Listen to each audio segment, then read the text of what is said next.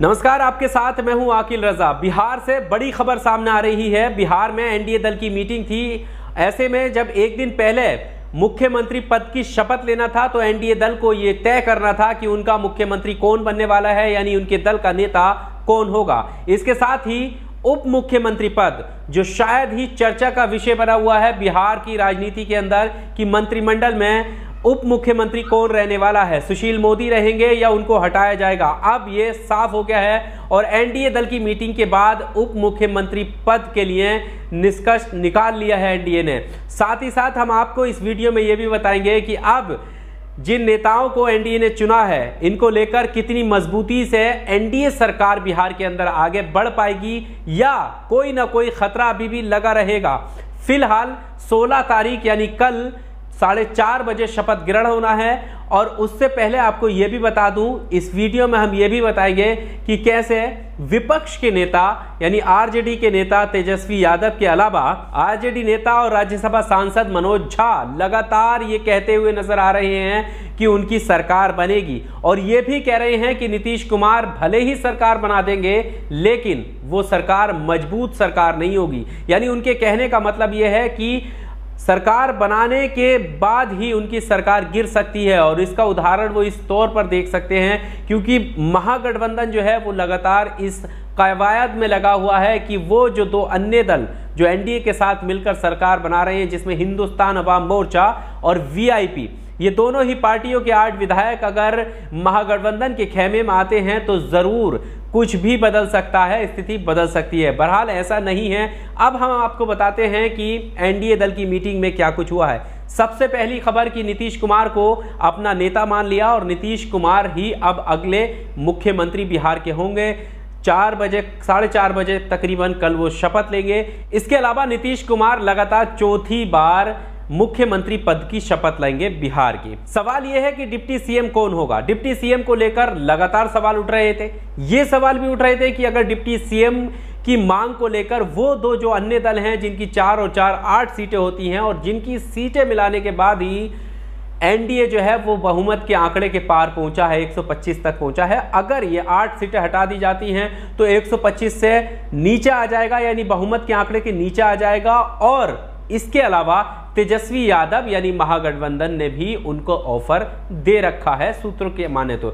अगर ऐसा होता है तो बाकी मुश्किल होगी। तो क्या इन दो पार्टियों के किसी नेताओं को वो उप मुख्यमंत्री बनाएंगे, ये सवाल उठ रहे थे। लेकिन अब एक बात तो उन्होंने स्पष्ट कर दी है कि बिहार का उप मुख्यमंत्री जो है वो अब सुशील मोदी नहीं रहने वाले हैं, यानी उनका नाम उप मुख्यमंत्री पद से हटा दिया गया है। और अभी ये सस्पेंस बरकरार है कि उप मुख्यमंत्री जो है वो कौन होगा, डिप्टी सीएम किसको बनाएंगे। सूत्रों की माने तो कुछ खबर ऐसी भी आ रही है कि बिहार के अंदर एक नहीं बल्कि 2 डिप्टी सीएम होंगे, उप मुख्यमंत्री होंगे। और अगर ये 2 होंगे तो क्या एक हम और एक वीआईपी पार्टी के होंगे, ये भी देखने वाली बात होगी। लेकिन उससे जरूरी बात है कि सुशील मोदी को, जो कि बिहार बीजेपी के अंदर सबसे बड़ा चेहरा माने जाते हैं, और ऐसे में जब दूसरे नंबर की सबसे बड़ी पार्टी बीजेपी शामिल हुई है, भारतीय जनता पार्टी शामिल हुई है बिहार के अंदर, तो क्या मजबूरियां रही होंगी जो सुशील मोदी को यानी उनके बिहार बीजेपी के बड़े नेता को पद से हटाया गया और उनकी जगह पर यह सस्पेंस बना हुआ कि अब उप मुख्यमंत्री कौन होगा। और नीतीश कुमार का नाम, जबकि नीतीश कुमार तीसरे नंबर की पार्टी रही है बिहार के अंदर, तो नीतीश कुमार को मुख्यमंत्री बनाने के लिए एनडीए की क्या मजबूरियां रही होंगी, ये बहुत बड़ा सवाल है। और अगर इन मजबूरियों को ध्यान से देखा जाए तो फिर जो राजद के नेता हैं जो आरोप वो लगा रहे हैं कि इतनी मजबूत सरकार नीतीश नहीं है, नीतीश कुमार की अगर सरकार बन भी जाती है तो वो मजबूत नहीं है। शायद यही वजह है क्योंकि कड़ियां जो हैं वो आपस में जुड़ी हुई हैं।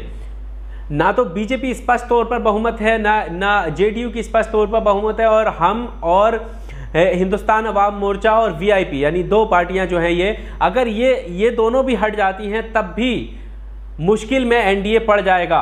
और ऐसे में जब नीतीश कुमार की कम सीटें आई हैं और उन्हीं को मुख्यमंत्री बनाया जा रहा है, और अगर सोचो कि उनका नाम हटा दिया जाता तो कुछ और हो सकता है, तो शायद ये मजबूरी भी हो सकती है। इस पर भी सवाल करेंगे। लेकिन अब हम आपको बताते हैं कि सुशील मोदी ने उनके डिप्टी सीएम पद के हटाए जाने के बाद क्या ट्वीट किया है। सुशील मोदी ने लिखा कि भाजपा और संघ परिवार ने मुझे 40 वर्षों के राजनीतिक जीवन में इतना दिया कि शायद किसी दूसरे को नहीं मिला होगा। आगे भी जो जिम्मेवारी मिलेगी उसका निर्वहन करूंगा। कार्यकर्ता का पद तो कोई नहीं छीन सकता। तो एनडीए दल की मीटिंग के बाद यह अब साफ हो गया है कि बिहार के अगले मुख्यमंत्री नीतीश कुमार होंगे। लेकिन अब हम महागठबंधन की बात कर लेते हैं। भले ही नीतीश कुमार शपथ के यानी मुख्यमंत्री बनने के महज एक कदम पीछे हों, लेकिन विपक्ष जो है अभी भी हार मानने के लिए तैयार नहीं है। लगातार एक के बाद एक सवाल उठा रहा है। पहले उन्होंने रिकाउंटिंग की बात की, फिर जो है पोस्टल बैलेट की बात की कि दोबारा से गिनती हो, 10-11 सीटों की रिकाउंटिंग की बात की। लगातार सवाल तो उठा ही रहा है। हद तो यह है कि अभी भी वो जनता को लेकर, बिहार की जनता को लेकर मनोज झा जो वो तंज कस रहे हैं, नीतीश कुमार को लेकर उनकी कमजोरी को लेकर तंज कस रहे हैं। साथ ही साथ ये भी बता रहे हैं कि बिहार का हर तबका, चाहे वो किसान वर्ग हो, चाहे वो बेरोजगार युवा हो, इन सब का हवाला देते हुए ये बताने की कोशिश कर रहे हैं कि ये बिहार के लोग जो हैं शांत हुए हैं, ये ही अपने स्वयं मत से यानी अपने आप से कुछ निर्णय लेंगे, ऐसा भी वो कहने की कोशिश कर रहे हैं। यानी समझाना ये चाह रहे हैं कि उन्होंने हार नहीं मानी है और वो तेजस्वी यादव को मुख्यमंत्री बनाकर ही दम लेंगे। ऐसे उनके शब्दों से, ऐसे उनके आरोपों से देखा जा सकता है। लेकिन सवाल यह है कि क्या तेजस्वी यादव का मुख्यमंत्री बनना अब कोई आसान है, क्या संभव है? तो हम ये कहेंगे कि असंभव तो नहीं है, बन सकते हैं। लेकिन बन तब सकते हैं जब अभी मौजूदा एनडीए में जो चल रहा है उस पर नजर बनाएं और उस पर अगर कुछ होता है, कोई बात बिगड़ती है, किसी चीज को लेकर कोई नेता नाराज होता है जो उनके एनडीए दल का हिस्सा है, तब जाकर कुछ महागठबंधन की अपॉर्चुनिटी हो सकती है सरकार बनाने के लिए। लेकिन वो इतना आसान नहीं है। और साथ ही साथ आपको ये भी बता दें कि एनडीए के जो सहयोगी, जिनको जैसे जीतन राम मांझी की पार्टी हम और मुकेश साहनी की पार्टी वीआईपी, इनको लेकर कहा जा रहा था कि अगर ये किसी तरीके से टूट जाते हैं तो महागठबंधन की तरफ चलेंगे। लेकिन अभी कोई भी ऐसी स्थिति आई नहीं है। वो हमेशा एनडीए और नीतीश कुमार के साथ अभी तक दिख रहे हैं। इसके अलावा एक खबर और वो ये कि जीतन राम मांझी ने नीतीश कुमार को लेकर कहा था कि नीतीश के मंत्रिमंडल में उन्हें कोई भी पद नहीं चाहिए। इस तरह की खबर पहले आई थी। और अब जब ऐसे में डिप्टी सीएम जो है सुशील मोदी का नाम हटा दिया गया है, तो क्या हिंदुस्तान अवाम मोर्चा के अध्यक्ष जीतन राम मांझी को कोई पद मिलेगा, या डिप्टी सीएम का पद मिलेगा, या फिर जो वीआईपी पार्टी के अध्यक्ष हैं साहनी, क्या उनको कोई डिप्टी सीएम का पद मिलेगा या कोई और मंत्रिमंडल में जगह मिलेगी? लेकिन यहाँ पर जीतन राम मांझी की बात करना इसलिए ज़रूरी है कि वो पहले कुछ इस तरह की नाराज़गी दिखा चुके हैं।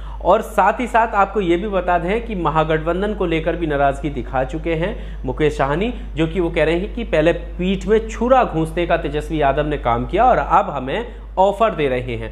तो ये कहना बिल्कुल भी सही नहीं है कि अभी से कुछ स्थिति बन जाएगी महागठबंधन के लिए, लेकिन ये कहना भी गलत होगा कि आगे क्या कुछ नहीं हो सकता। क्योंकि 2015 में जब आरजेडी और जेडीयू ने मिलकर चुनाव लड़ा था और बहुमत पाई थी, और वो जो पूर्ण बहुमत से दोनों लोग सरकार बना रहे थे, और वो भी तब जब खुद नीतीश कुमार मुख्यमंत्री थे और उन्होंने पाला बदल दिया और एनडीए में जाकर दोबारा से सरकार बना ली और आरजेडी विपक्ष में चली गई, आरजेडी सत्ता से बाहर हो गई। तो 2015 में सरकार बनाने के बाद, कुछ दिनों सरकार चलाने के बाद अगर ऐसा हो सकता है तो कुछ भी कहना असंभव नहीं है कि ऐसा यहाँ पर बिहार की राजनीति के अंदर ऐसा अब इस बार नहीं हो सकता कि महागठबंधन जो है हमेशा विपक्ष में रहेगा या तेजस्वी यादव मुख्यमंत्री नहीं बन सकते। कभी भी इस तरह की अपॉर्चुनिटी आ सकती है, और वो इसलिए भी आ सकती है क्योंकि एनडीए के पास बहुमत भले ही है, लेकिन वो बहुमत इतना ज़्यादा नहीं है कि उनके जो सहयोगी दल हैं, घटक दल हैं, अगर उनके जाने के बाद भी जो है बहुमत एनडीए के पास रहेगा, ऐसा बिल्कुल भी नहीं है। अगर एनडीए के पास से ये दो पार्टी भी जाती है ना, तो बहुमत जो है वो खत्म हो जाएगा, तो अपॉर्चुनिटी तेजस्वी यादव को मिल सकती है। बहरहाल नीतीश कुमार कल शपथ लेने वाले हैं मुख्यमंत्री पद की। आगे की राजनीति क्या रहने वाली है बिहार की, किस तरह के समीकरण बनने वाले हैं, या फिर जो जिस तरह से सस्पेंस अभी बरकरार रखा है उप मुख्यमंत्री पद को लेकर, इसको लेकर क्या कोई गतिविधि सामने आने वाली है, ये आने वाला वक्त बताएगा। सारे लोगों की निगाहें अभी भी बिहार पर कहीं ना कहीं टिकी हुई हैं कि क्या तेजस्वी यादव को या महागठबंधन को सरकार बनाने का कोई मौका मिल सकता है क्या। इस वीडियो में सिर्फ इतना ही। अगर आपको ये वीडियो अच्छा लगा हो तो वीडियो को लाइक कीजिए, शेयर कीजिए और चैनल को सब्सक्राइब जरूर कीजिए। शुक्रिया।